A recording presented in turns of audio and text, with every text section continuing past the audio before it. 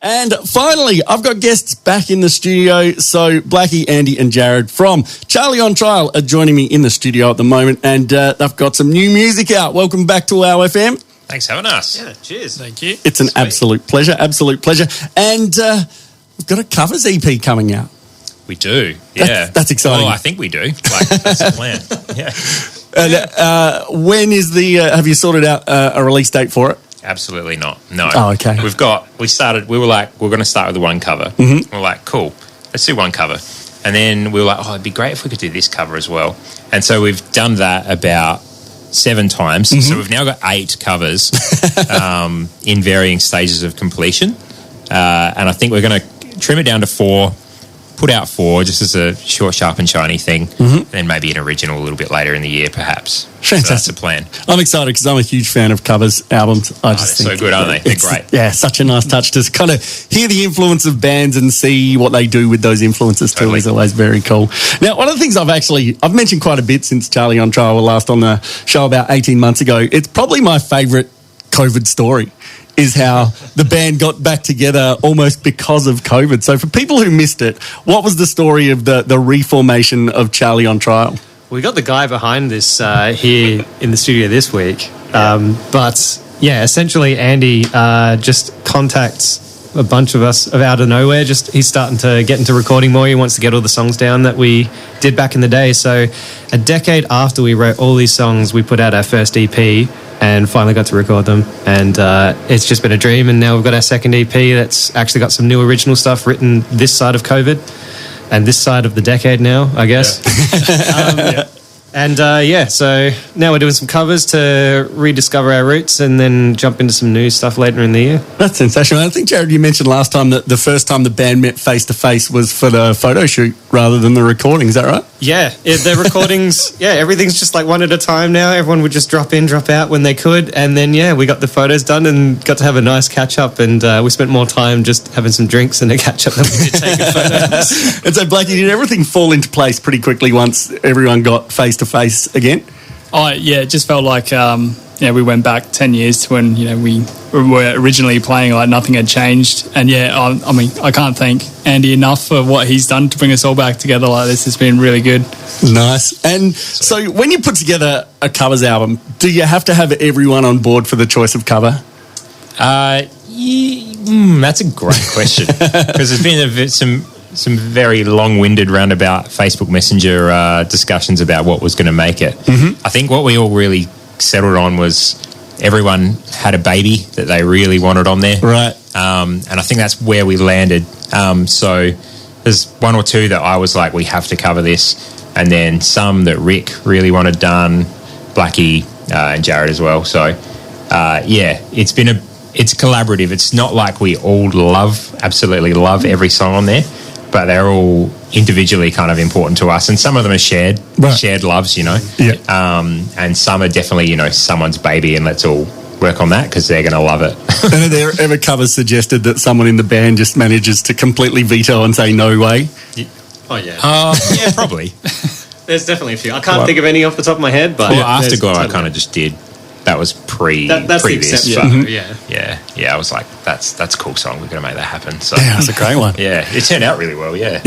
Well, I didn't know it was a cover and just really, really enjoyed it. And then when I heard the original, I prefer the Charlie on Trial version because it was the one I was used to and the one I enjoyed. Awesome. And it's a bit faster, so I think it works better that way. More upbeat. Yeah, absolutely. Yeah, now, I nearly forgot. We had better do a WOW FM weather update. I'll play the jingle. 100.5 WOW weather update. And tonight's weather is brought to you by Charlie on Trial. Sure thing. So for tomorrow, we've got 15 degrees and bring your wet weather gear. It's coming down. Tuesday, a bit blowy. Max of 13, minimum of 12. Pretty much the same on Wednesday, 13 degrees. Overcast Thursday, maximum of 14 degrees, 1 to 5 mil of rain. Following suit on Friday, 14 degrees again, but 5 to 10 mil of rain. Saturday, raining 5 to 10 mil, getting a bit of moisture out there. That's it. Excellent. Very nice work. I can stop the background bed going. That was sensational. But yes, good weather to stay inside Or to go and see a band on Friday or Saturday. True. Yeah, definitely. Now, we should kick off with the brand new song. It's a world premiere tonight, is that right? It is. It's a universal premiere. There we go. Hasn't been played anywhere in the universe. That's why we have the red carpet and the spotlights out in Absolutely. front of the studio so that we could mark the premiere. So we've got And the Hero Will Drown, a Song of the Year cover. Yeah, Story of the Year. Story of the Year. band. That's it. I typed the wrong thing in. Yeah, this was very much a... I think this was probably Rick's brainchild to do this song. Yeah, but having said that, I'm assuming you as well, Jared. Most of us love Story of the Year. As a big band growing up, some of the more accessible pop punk bands kind of gatewayed us into Story of the Year, and then a bit more screaming, faster, all that kind of stuff. Yep. And this song was in Need for Speed Underground. Yep, So I was, Nice. I was playing that a lot. Love this song. Excellent. Well, we will take a listen to it, and we will cross our fingers that my laptop that is currently being held together with rubber bands and chewing gum Good luck. is going to actually play it. So if there's a delay, blame the laptop, not me. This is And the Hero Will Drown, a brand new track by Charlie on Trial here on 100.5 Wow FM. There you go. And the Hero Will Drown, new song from Charlie on Trial with a Story of the Year cover. That is just crazy. Now, you've actually managed not only to get together after a decade, but you've recently been able to play live together after, was it 12 or 13 years? 13, I think we figured it out. I don't know. We're that old now. The memory's hazy. So you managed to play at Sky City? Yeah, no, it was a great gig, and it's good to see that like so many things don't sort of disappear after so long. We definitely had to put the practice in, and there was definitely some rust to get rid of. But no, we're really happy with how it went, and it got to a point where we're really comfortable up there, and it just made us realise how much we miss it. It's been great. I guess the first thing you'd want to do once you've finished is do it again. Oh yeah. So is there a push to get a few gigs coming up? Yeah, I think that's the plan. Yeah. Enough. We're a bit older these days, and we have lives and things like that. So, enough to stay hungry. Hopefully, probably not. Definitely not every weekend, but enough to keep it fresh and fun, and make sure we can get our over 30s fans out of the house. If we play too many times, we're not going to. If we play too often, we're not going to get anyone out of the house. So were there a few faces at the recent gig that were there 13 years ago? There were. Nice. Yeah, a lot. Yeah. Like people that we legitimately hadn't, or people that I legitimately hadn't seen since the last show. Yeah. Just friends of friends and all that kind of stuff. Yep. Yeah, it was great. Oh, it would have made for a sensational night. Yeah, it was great. Yeah, and so with the kind of two albums, Opening Statement and Corridors, and then some of the covers, did a few of the covers from the EP make it into the set? No, Afterglow is the only technical cover that was in that, but that was from Corridors. Yeah. But no, these are all a bit too fresh. We're still finalising them from a recording standpoint, and that was probably the biggest jump, is that the second EP, all of those songs were written in our recording process. So part of the practice was figuring out, how do we actually do this live? Like, we've got a sort of unofficial fifth member of the band now, and he plays synth. And Afterglow was something we just sort of wrote off, going, we're never going to play that live. We're not going to be able to recreate the synthesizers and the piano and stuff. But he ended up standing in for Blackie, who wasn't able to make the gig. Right. And because of that, we went, all right, he can do synth. Okay, list is back on the table, and ended up using it as our finisher. It was just great being able to... But yeah, a lot of... How do we do this live? Like, all these songs were written, and we've never figured out how we actually play them. So was that a challenge? And was there a decision of whether to interpret it slightly differently live, or to try and get it as close to the recordings as you could? It was a big challenge. I think the first few times we tried to play the new songs in practice, absolutely fell over like horrid. And so we tried a few new songs. The only really newish ones we played live were You Don't Know Me and Afterglow, but we tried a few of the other ones from Corridors, like John Dacre Is Dead and Of Lost and Loneliness. Right. Some of the real production heavy ones. We really... we did play All Good. We got that. That one's down though. We've got that sorted. It was hard. And I think we're still kind of working through how we're going to do a lot of that stuff, because we would we kind of just threw as much production source as possible on the new EP. Right. And lots of like crazy drum parts with screaming at the same time. And Rick's a singer / drummer / screamer. So figuring out how all this stuff's going to play out live has been interesting. Yeah. To the point where we legitimately might just sub up friends for the next show, and someone can come up and play drums for a song, someone can come up and play guitar, and just make it a bit of a cohesive thing. Well, I noticed on social media you even had a saxophone on stage. We did, yeah. That was, you might want to speak about that. You probably know Beck better than me. Yeah. So that's actually Rick's sister. Right. And that song, she kind of stepped in, Rick's idea, and he's like, all right, we got to the sort of instrumental part in the middle of the song, and he's gone, you know what I think could work here? Like, you guys are probably going to think this is crazy, but I think sax would work. Mm-hmm. Instantly, I was just like, yes, let's do this. He's like, my sister plays. We're like, all right. And she literally, I was spewing because I wanted to be there for the recording session, one, to catch up with her because it had been a decade, but two, just to see it come to, like, fall into place. But, she literally was there for like such a short period of time because she just smashed it. And then we sat there, listened to the takes, and it was pretty much, we split it into 5 segments, and 4 of them were the first take, and then the final bit was from one of the other takes because she just nailed it first as well. Right. Yeah. Oh, that's quality. Now, another reason you're in is to choose some songs, so I will just push play for this. Ready? 1, 2, 3, 4, 5. And we've got a mix of 5 songs. How did the tracks come about? Are there any that we can expect to see on the EP? No, we deliberately kind of steered away from that. Fair enough. Yeah, We didn't discuss it. It just sort of happened. No, but hey, this might be the 3rd cover EP. Who knows? And what's your first choice for tonight? Yeah, so Incubus, Anomaly. This is actually, I picked this one mainly because, when we were playing like 13 years ago, we were heavily listening to bands like that, and I felt that it was sort of our style at the time as well. We were sort of going towards that, and it's really, left a mark still to this date, and I still love listening to them. Great. So this is Anomaly by Incubus, which is the first choice for Charlie on Trial in the Semaphore 5, and you're listening to 100.5 Wow FM. You are on 100.5 Wow FM, and Blackie, Andy and Jared from Charlie on Trial are joining me, and we just had their first pick, which was Anomaly by Incubus, and a very good track to start out with too. Now, Jared, you've also been doing some solo stuff, and in those sessions I've heard you interpret some Charlie on Trial songs. Yeah. Wow, how did you come across this? Stalking social media, basically. You're doing a good job. So how do you interpret them solo rather than with the band? Well, it's I find it a fun challenge, and it just makes you reconceptualize like what the song is, and also just think about different things you can do with it.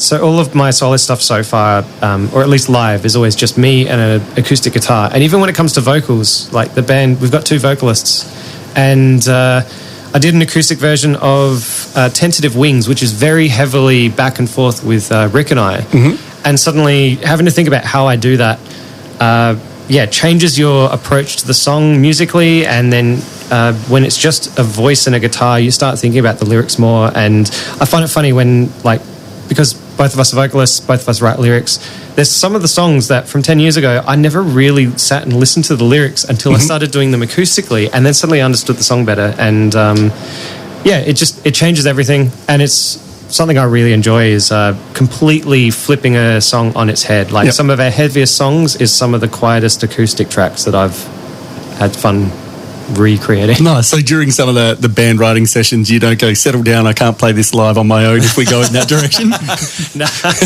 No, very much an afterthought, and very much trying to see what I can do with what's there. No, so you mentioned there's a few covers, and you've narrowed it down for just the ones on the EP.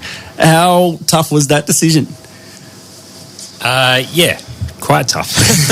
and to the point where we're still trying to figure it out, almost. So you've got them all recorded? We've got 8 in varying stages. Yeah. So we've got 2, including the one we listened to, that are basically completely done. Mm-hmm. And there might be a couple of little mix revisions, or we'll swap some vocals out and stuff. Because basically Jared and Rick more or less sing the whole song. They both more or less sing the whole song, including all the doubles and the harmonies and all that stuff. And then we just kind of go through the song and figure out who sounds best in what spot. Right.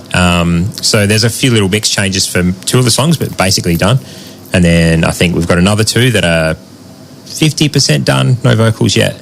And then we've got another 4 after that, which are very skint, like just some drums and a little bit of guitar and stuff like that. So, but we've got our eye on 4 that are probably going to come out soonish. Yeah, soonish. We were talking about Afterglow being a bit sped up. What's the decision when you're doing a cover about staying true to the original, or how far you go with it to kind of add the Charlie on Trial twist to it? Yeah, we had that discussion. I think a lot of the sound is Rick and Jared going back and forth on the vocals, or at least I kind of see it that way. I think Blackie would probably feel the same way. That's a lot of where the sound is. Like the Story of the Year one, for example, that's almost note for note, to be perfectly honest, because we just loved the way it went. Yep. Add a little bit of tambourine and a few little widdly guitar parts and stuff, but more or less the same. We've got a Alexis on Fire cover that's very similar, but not exactly the same. Jared added a little bit of sauce there. And then we haven't learnt note for note the covers, I guess. That's where the interpretation comes in, I suppose. Yep. The drum track is similar-ish, the bass is similar-ish, but the guitars are interpretations of what we hear. They're not, I haven't looked at tabs and, I haven't got the official tabs and done it note for note in terms of the guitar, but it's sort of just my interpretation of what I think they're playing, or if whatever they're playing is too hard, I just come up with something else. Yep. So I guess that's where the interpretation comes in. Yeah, it's a good way to say it. No, it's an interpretation. Yeah, definitely. Now, what is your second pick on the list for tonight? So this one is October 27th by the band Break Even. So this one, shout out to Tyson. Tyson's more or less our 5th member at this point. So he stood in on bass for the show. He plays synth, and Jared's known him for years. And we're essentially finding a way to write him into the band, into every song. So we're kind of hoping that we can come up with him becoming a permanent fixture in some way, even playing guitar, because he can play guitar and stuff like that. So this is his choice, one that me and Blackie really loved, because it's some good old Aussie hardcore. Of the ilk of like Miles Away and some of the mid-thousands hardcore that was out there. I don't know if me and Blackie ever played with Break Even in our other band, but we were definitely in the we were in the periphery of this kind of music. Very close, and this was massive. This album was just like huge when it came out. So when we started speaking to Tyson to get him to add a song choice in, he had all the great like Aussie hardcore and brought back a lot of memories. So I was stoked that he picked this, because Jared and Tyson are very close, but the rest of us don't really know Tyson that well. So it was a good exercise in getting to know each other, actually. And we were stoked that he chose this one. Yeah, so such a banger. Got a tick next to his name for this one. Big banger, this one. So this is Break Even with October 27th on WOW FM. This is High Fidelity. You're on 100.5 WOW FM, and we just had On Fire October 27th by Break Even. I was jumping ahead of myself there. So we're going to get a little personal now, I think, after sort of, and it's a chance, I guess, to unload on Rick, because he's not here. Who had sort of changed the most in the 10 years since you'd all kind of gone away and come back again? What were the biggest changes in the band? It's a great question. I'd say, I'd start off with I've had kids and Rick's had kids, so that's been a pretty big change.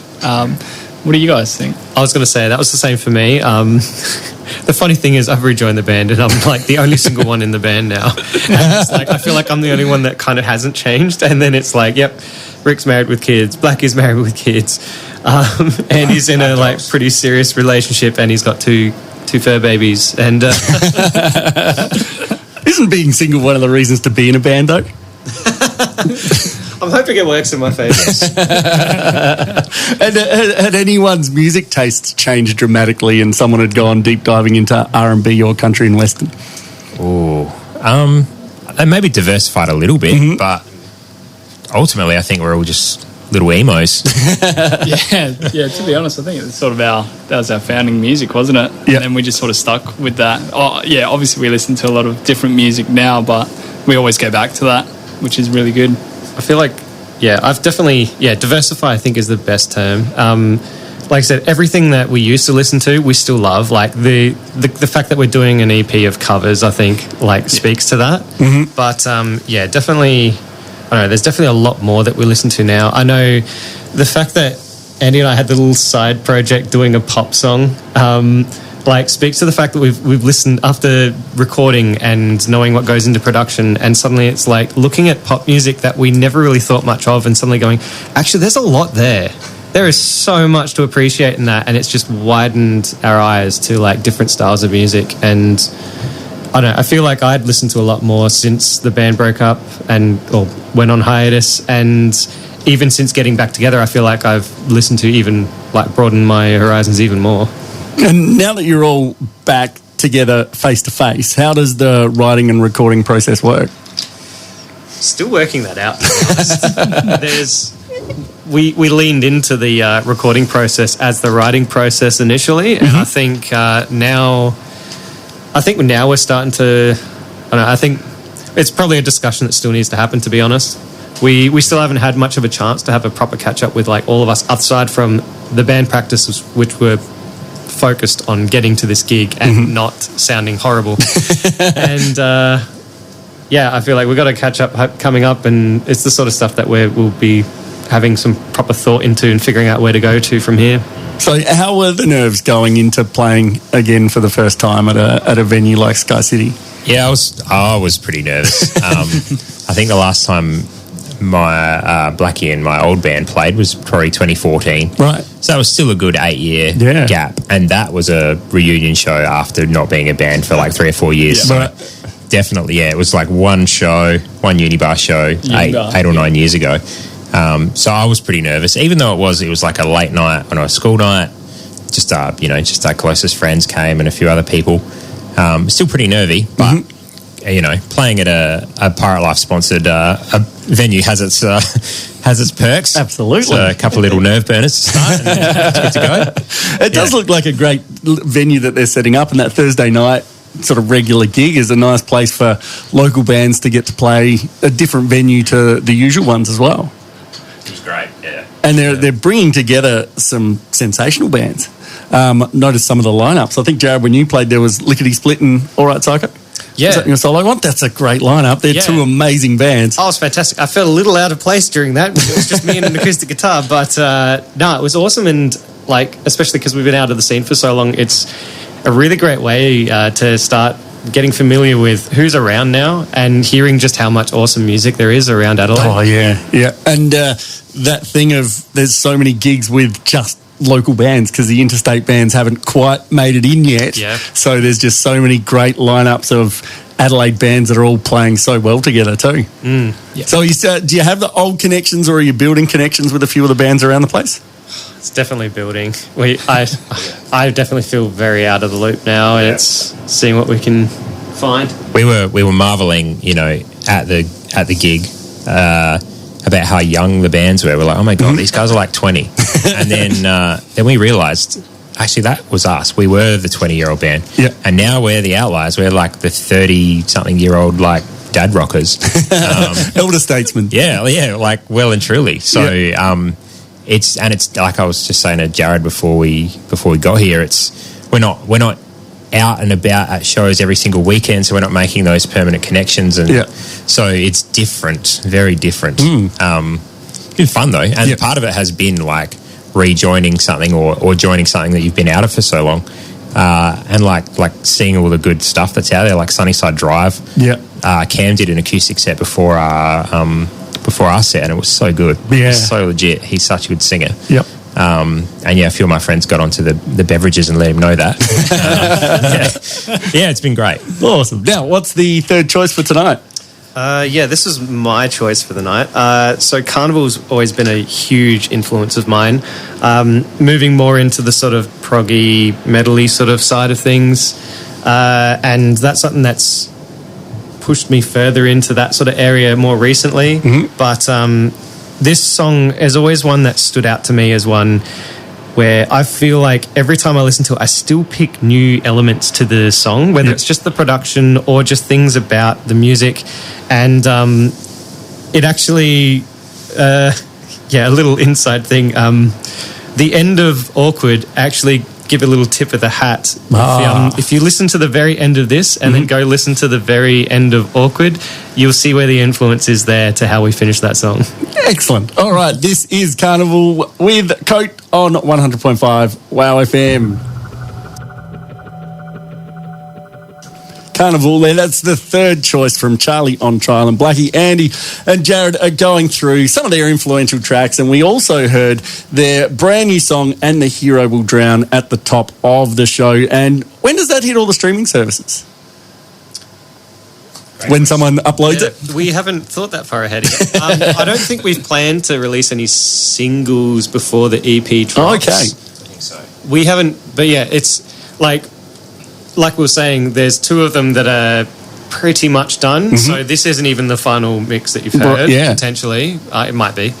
But, so it's not even at the point where we started thinking, all right, let's drop a single as a teaser and then we'll drop the EP. Like, that's still to come. So this is very much a sneak peek. Well, I think one of the standout things about Charlie on Trial is the production. Like, I think you're a band that you can really appreciate through headphones, because you just notice how much is going on when you've just got, especially noise-cancelling headphones on. Oh, yeah. How much time is spent on that? A lot. Yeah. Maybe neglect my dogs and my girlfriend a little bit sometimes. Right. That was kind of my thing. I definitely went through a period where I thought I was going to be like a jobbing, like, audio guy. Right. And then I realised I didn't really like recording other people's bands as much as I did my own. So I did it, like, it just started out with online courses, to be honest. Yeah. I found the guys I really liked. There were some producers that put out content. A guy named Jay Mast puts out really good online mixing content. Sam Guyana from Canada puts out some really good stuff. And another guy named Jordan Valeriat. And they all do online mixing content, paid courses, free courses and stuff. I think I started with a Jordan Valeriat mixing course, and he mixed a Silverstein song, and Silverstein's probably one of my favourite bands. So I was like, wow, I want to sound like, I was just the same as if you pick up a guitar and you're like, I want to play that song. Yeah. It's like, I want my production to sound like that band or this band or whatever.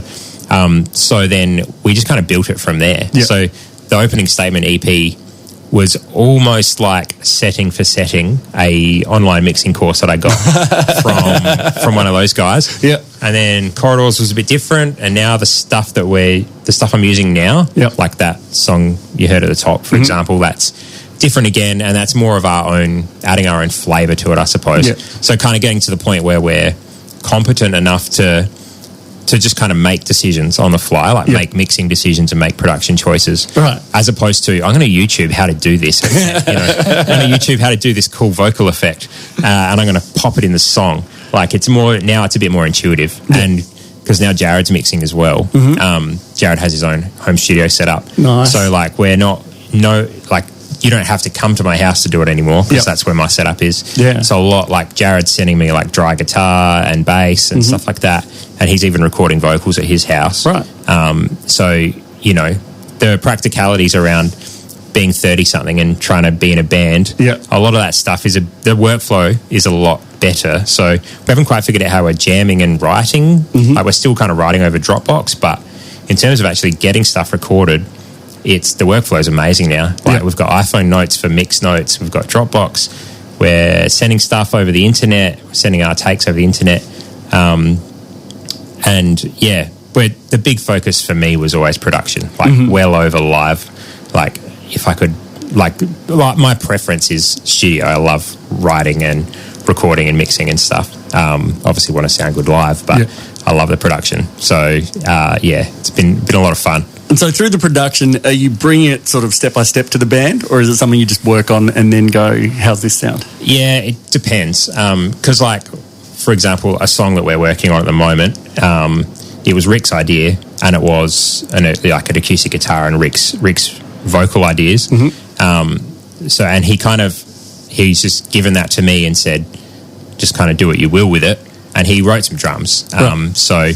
But, you know, I'm kind of trying to be like the producer guy as well as be in the band. So I'm definitely making a few like potentially bold decisions and then just seeing how they land. But having said that, every song's kind of different. Like, because some songs, Jared's the primary songwriter. On the last one, Blackie was the primary songwriter on a song, and he had a song that he'd written top to bottom. Yep. The song Time, he'd written that top to bottom on acoustic and had all the vocals mapped out and stuff. And then he kind of said, can you just make it more of a Charlie on Trial song? So then, and Rick is probably the primary writer, I would suggest, at the moment. So every song comes together differently because they all come together in varying stages of completion. Having said that, because I'm the guy with the recording setup, I get to make a few executive choices, which is nice. So Blackie, what's it like when you have a song that you've put together like that, hand off, and then later on get back and hear what's been done? Oh, it's amazing. It was always one of those songs that I wanted to have as a full band song, and having someone like Andy help out to do that, and Rick added his bits into it and Jared added his bits, really brought it together. So I was stoked about it. Is there the closeness enough to be able to go, I don't like that part, can you change it? Or are you just polite and go, it all sounds good? I was pretty open about it. I think there was only some minor things really. We all sort of had the general feel of how we wanted it to go, and but there was no qualms about anything, which was good. I think that's one of the best things that's sort of always worked for us as a band, is the fact that no one's scared to call things out, and no one's too everyone's open to it. No one's going to be hurt by it. They will take it on board and consider it, and they'll either agree or argue against it, and it ends up being a good discussion of why. And by the end of it, everyone's on the same page, and it's always worked well, throughout. But do you think that comes from knowing each other for so long? Definitely. I'd say it's part of it, but it kind of was always there. That's the thing. It was always there. I think we've just never taken it too seriously to a degree. We never thought you were bigger than what we are, sort of thing. We just wanted to enjoy what we did. And big props to Jared and Rick as well. When we first were originally jamming, they just go off each other so good. And it's been really good to do. Fantastic. Now we're up to track 4. Whose pick was this one? This was mine. Absolute rip-roaring banger. So I picked the song Montauk by Bayside. Bayside, definitely one of my favourite bands. This was, again, going from the Gateway stuff, I pretty much just listened to The Offspring from about the age of 10 to about the point I was 18 or 19. Right. And then my first foray into the more emo stuff was actually Blackie when I was in year 11. We were playing in the school band together. Right. And he gave me an album by Silverstein, their first album, which was, I think, 04 maybe. Yeah. And that, that was my first foray into Screamo and all that sort of stuff. And I was like, holy I can't say that. Holy hell, that's awesome. And that really lit the fire. And then they were on Victory Records, which was a really popping, emo label back then. And I had a Victory Records sampler, which came with I Wagged School to go get Discovering the Waterfront in year 12, the second Silverstein record, amazing record to this day. And I Wagged School, I got a Victory Records sampler, and one of the songs on there was a song called Devotion and Desire from Bayside, from their their self-titled album, and Montauk's probably my favourite from that. And for me personally, I took a lot of inspiration from probably the lead guitarist, the way he plays. I'm nowhere near as technically proficient as this guy, as you'll probably hear in the song, but I love his guitar playing. I love the way they structure their songs. The chord progressions are interesting takes on very kind of, I guess, what you call basic or generic stuff. They reworked it, made it interesting to listen to, but still catchy. Can't say enough about this band. Love this song. All right, this is Bayside on WOW FM. And we just had Bayside, which is the 4th pick for Charlie on Trial in this week's Semaphore 5. So we've got an album or an EP with some covers on it. What would you say, do you have any personal standout favourite covers that other bands have done? Other bands have done? What are your favourite covers? For me, I still think Me First and the Gimme Gimmes are one of my absolute favourite bands, and they're purely a cover band. But man, I can listen to them at any time. So any of their tracks, I think there's just some amazing ones. Let There Be Rock by Henry Rollins and the Hard-Ons is phenomenal. Are there any you can think of that are standout covers? Off the top of my head, Falling in Love by Frank Turner absolutely blew my brain apart. That was so good. I read a bit of a story about him recording it. Apparently he was really hungover in a hotel room and he just did it on his laptop. And it's like insane. We were just talking about the Enigma. I managed to see Frank way back when, and there was about probably 80 people in Enigma bar with him. Did you go to the revival tour? Yeah, Enigma. No, last time I saw him, because that was the one with... That was Chuck Reagan and Laura Jane Grace before when she was Tom Gable. See, I think I... discovered Frank about 2 weeks after that gig, and then went, how did I miss that gig? Yeah, he's amazing. Love him. Yeah, I do dig his new album's great too. My main thought with covers is just like a version that you hear every week. The latest one that blew me away was Thornhill, covering Supermassive Black Hole. Muse's like massive influence for me. Like we picked it last time we were here, picking Knights of Sidonia, and I just had never realised how good his voice was. And just hearing him, the song just escalates as it goes. Every verse, they just like, no, it's never going to come back down. My voice is just going to get higher and higher and higher as it goes. And they just did such a good job at like making such a simple riff sound heavy, but still suit the style, and also make it their style at the same time. I absolutely loved that. Blackie, do you have any? It's pretty hard to think of a few. I reckon Alexis on Fire did Beds Are Burning by Midnight Oil. That was a pretty good one, I thought. But there is a whole bunch of others out there. I just can't think at the moment of what they are. And to put you on to even more of the spot, which band would be the best to do a cover of a Charlie on Trial song? To cover one of ours? Yeah, if you had to pick someone to cover it, who could do it well? Oh, wow. Good song. I feel like we don't know what we do enough to even know who would fit. Grinspoon would do a pretty good Got My Showing. Same as Wolf Mother. They'd probably do a pretty good one. They could do the intro very, very well.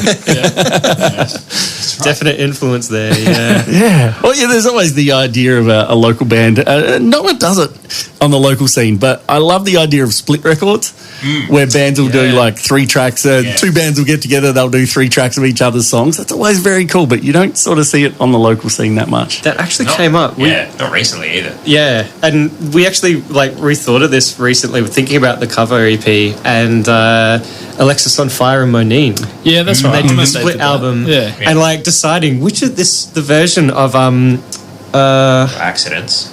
Yeah, which version of Accidents was better, and like it's a tough call because they're so different. Both bands make it their own. Well, there was also the Frank Turner and NoFX split, which was true. That was great. I was disappointed in it. Really?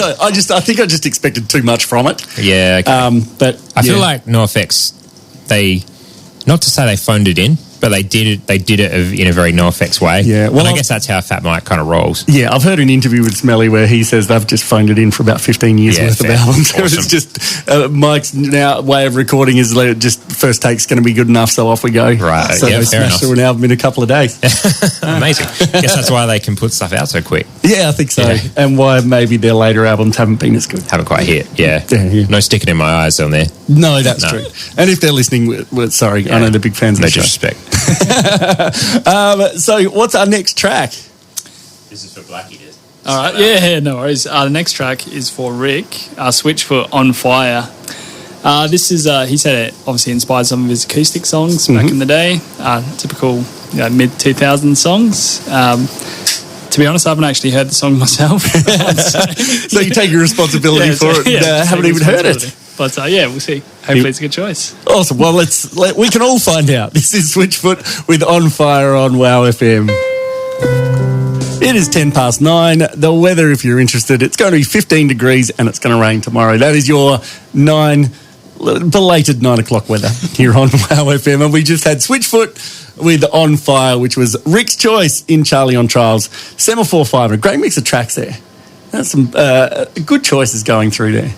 Now, people that are keen to check out the 2 albums that are already out and when the next one eventually comes out, what's the best way to find out about Charlie on Trial? We're on all of the major, pretty much every streaming service, and you can find us on Instagram, Facebook, everything. We're just Charlie on Trial. Has Charlie on Trial made it onto TikTok? Andy set up a TikTok for that. Mm-hmm. Haven't done much to it though. Yeah, I'm too old for TikTok. I don't know how to use it. We're too old for all of this, to be honest. And there's occasionally a Twitch stream. That's my solo stuff. Right. Yeah, I set up I do gaming Twitch streaming as it is, so I just thought I randomly had a night of doing music, and then just thought of I should make this a thing.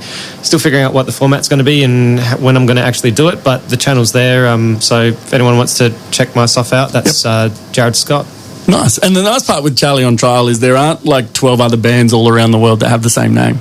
Yeah. So, when you search on Spotify and Instagram and those places, you come up straight away, which is a bit of a challenge for modern bands now. Absolutely. And there's a few bands who someone else's song will turn up on their Spotify feed that they don't know why, or their song will appear on some other bands, and it can come down to capital letters or ampersands or all sorts of things.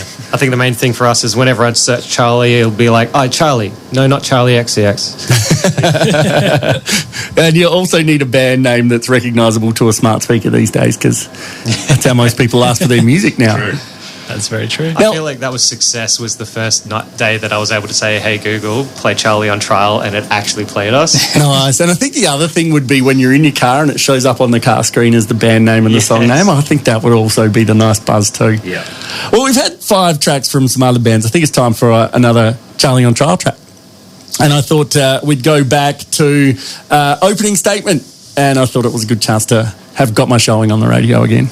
Awesome. Nice. So we'll go with a little bit of Charlie on Trial. This is Got My Showing from the Opening Statement album, which is available on all the streaming services, and you can even go to certain places and actually pay for it and support bands rather than pay 1/1000th of a cent per stream, which I think it is on some of the streaming services. Yeah, so this is Charlie on Trial. You're on WOW FM. Our biggest show was in Millicent, where Rick's originally from. Mm-hmm. And the funny thing, we played a show at Jive the night before, and anyone who knows us from back in the day, Blackie was known for his windmills that he would do with his bass guitar. Nice. And he'd been practicing it, and in the lead up, he's like, "Hey guys, I've been practicing double windmills. I think I'm going to do it." And we're like, "Oh God!" And at this point, we'd had one incident where the strap snapped and it went flying across the stage, and I had to jump it as it flew at me. And this is the night before our biggest show that we played. We're at Jive. He jumps into the mosh because there wasn't enough room on stage, and he goes for the double. He's like, "I'm going to do it." We're like, "Okay." The final spot and the final song of the set, jumps down. 1, it goes. 2, whoa.